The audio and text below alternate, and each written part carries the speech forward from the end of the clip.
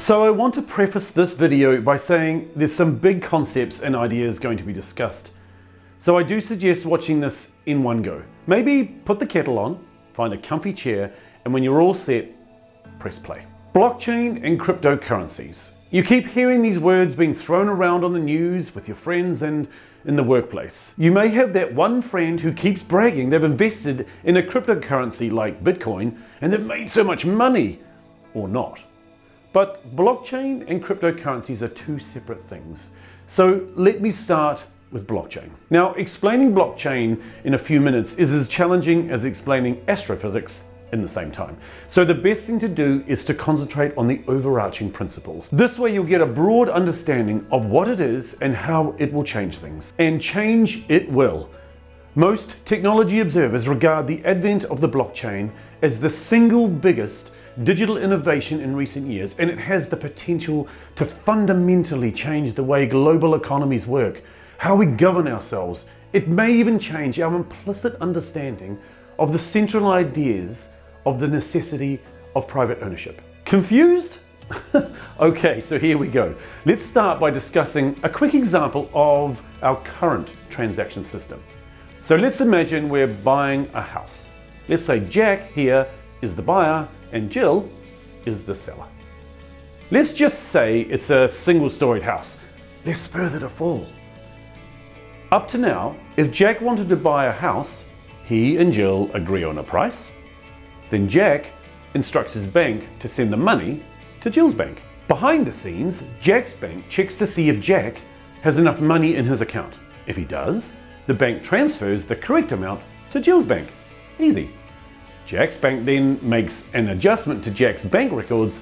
Of course, there are numerous other parties involved in the house sale, like lawyers, land title registers, and insurance brokers, who all have their own records, own banks, and versions or copies of the various documents that are created during a house sale. So if Jack's bank sends $100 to Jill's bank, that should be reflected in every party's records. We all use a bank because it is a trusted intermediary. By trusted, I mean that we all have confidence or trust in a bank to ensure the providence in the handling of money between parties. By intermediary, I mean the organization that sits between the buyer and the seller. Banks, insurance companies, governments, even Uber, eBay, and Amazon are examples of intermediaries. They ensure payment is made and received successfully before transferring the ownership of goods and the supply of services. In this way, we trust them to manage the transfer of value, which is either the money or goods, so we don't get ripped off. We trust them to hold our money and to make good on the transaction and to keep good records. In the property sale example, Jack would trust the land title registers to provide accurate information about his property. They hold the records and look after them. Anything of value needs a system of trust in order to conduct the orderly legal transfer from one owner to another. Up to now, we've used these intermediaries. So every intermediary has its own ledger or record, resulting in multiple versions and possibly conflicting records. And the records are also vulnerable to manipulation or even corruption. For example, Jill could possibly manipulate her house records. She could delete a possible fault with the house, say rotting foundations, so that Jack wouldn't know of this fault. This current system is also costly, as intermediaries charge for these services, and it's time-consuming due to the manual nature of the process. So blockchain comes along and turns all the system on its head. Blockchain is this incredibly clever digital system that allows us to exchange anything of value with anyone, anywhere, without the need for intermediaries. So what actually is the blockchain? Well, it's as it sounds actually. It's a series of blocks linked together in a chain. A block is a series of records, like a house sale and purchase agreement, that are listed in the ledger. The chain is a very clever mechanism whereby each block has a unique code called a hash, which is made up from the information contained within the block. This unique code is linked to the next block. Now, should any information at all be changed in the block, the hash will change, breaking the link, which in turn breaks the link to the next block, and so on and so on. In this way, anything that goes onto the blockchain is there forever and unchangeable. It is an append-only system. You can only add blocks or information to the blockchain. You can never alter, delete, or modify existing blocks or information or records. And this is crucial in the fight against corruption or tampering. It's probably best if we illustrate this with an example. If Jack buys a house, all that transaction information, contracts, land information, the price, and so on, will go onto the new block, which then appends onto the chain. But say a year later, Jack decides to add another story onto his house.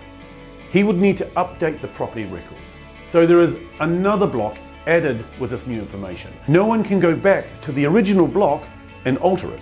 So the blocks are not only a huge ledger, but also an historical record of activity.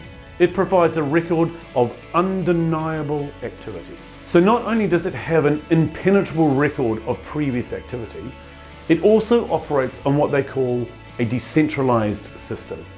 So whereas before our trusted intermediaries kept their own records in a central place, in the building or in a safe or on a computer, with blockchain there are multiple copies of the same blocks held on computers all over the world. So the blocks or ledgers are not held in one place, but copies are held in multiple places.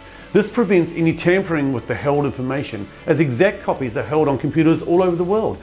You may hear of these being called nodes. They also talk about blockchain being transparent, and this doesn't mean all the files are open for everyone to see. Your information is your information, and each block is protected by encryption, but for safety, the blocks are held by hundreds, if not thousands of nodes to prevent corruption. And because there are so many copies, it's nearly impossible for hackers, criminals, or anyone to attack, change, or manipulate the files. It's a decentralized system. Even better, if a new block is added, all participating computers or nodes must verify it's a valid entry. Similarly, if anyone's copy is compromised, it's immediately traceable. In one sense, blockchain is a bit like a truth serum. It will be impossible to deny any information that gets loaded up onto the blockchain. This will have profound impacts within countries' legal frameworks, as well as how public policy and public funds are budgeted and deployed. You see, I told you it would get pretty heavy. So blockchain allows the passing of value between two unknown parties, where both parties can have complete trust in the transaction process. You may have heard of the expression peer-to-peer. In our house example, imagine Jack and Jill never knew each other. Jack would send his money directly to Jill without using a bank, but through blockchain. They wouldn't be worried about financial fraud because they trust the blockchain. So with blockchain, we can essentially trade anything of value on a platform that has an inbuilt trust system, allowing for the passing of value from one identity to another identity. So blockchain is everything the current system isn't. Blockchain is open, transparent, free, immutable, safe, immediate, and collaborative. Compare that with the current intermediary controlled system of exchange. It is closed, private, costly, malleable, hackable, delayed, and competitive. Now that is disruption. Starting to make sense? Again, don't worry about the technical aspects just now. If this grabs your attention, it is very easy to deep dive on this technology. So how on earth does this change anything for you? Well, blockchain has more development to go before it will be widely used. They say it's about the same place now as the internet was in the early 1990s. It can be costly and there are some technology challenges. But once developed, it has the potential to completely change the way we transact anything of value. And value doesn't just mean money. Okay, so we got through this blockchain thing, but how do cryptocurrencies like Bitcoin fit in? You've no doubt heard of it in passing. It was quite a thing recently. Essentially, it's a digital currency, just like the US dollar or the UK pound, the euro, yen, RMB. But this currency isn't linked to a country that uses monetary policy to control its currency for its own purposes. No, Bitcoin is a currency that can be used to trade for anything at all. It uses the blockchain to authenticate the legitimacy of the transactions that occur on it. You may have seen the value of Bitcoin currency rising to unbelievable levels and then dropping just as quickly. This has nothing to do with the blockchain or even Bitcoin really. It was just the market speculating on the value of the currency, largely because it is untethered to a nation and has a finite supply of Bitcoins. The reason you always hear Bitcoin associated with the blockchain is that Bitcoin really was the first high-profile user of it, and therefore in the public mind they were one and the same, which they are not. Blockchain is the way of the future, and it will help expose financial fraud and provide legitimacy to all transactions. Within the next 10 years, some experts believe all taxes will be collected using blockchain. It's a truly profound technology. So let's explore where it's going.